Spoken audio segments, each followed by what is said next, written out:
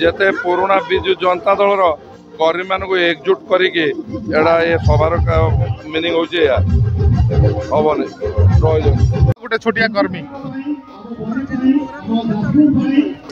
देखु समस्ते तो बिजु प्रभात पुरुष बिजु बाबूंकर जन्मतिथिटा गला 5 तारिख रे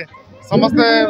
काम समस्ते 5 तारिख रे पालन कले आमे प्लानिंग करिथिलु जेहेतु गवर्नमेंट प्रोग्राम रोची तेणु आमे जेहेतु कौन पदपदवी ना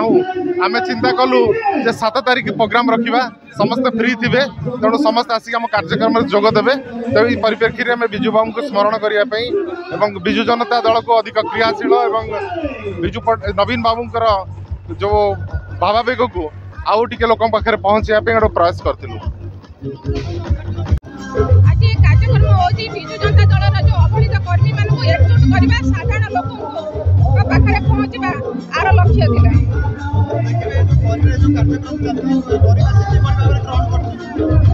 आपण माने तो विशेष कर जानी आमर ये कार्यक्रम गोटे वर्ष है चली आम साधारण लोक पाखे जमी बिजु जनता दल को लेकिन पहुँचे से हूँ आमर लक्ष्य। जनता बार्ता रखू जड़े भल लोक देखिकी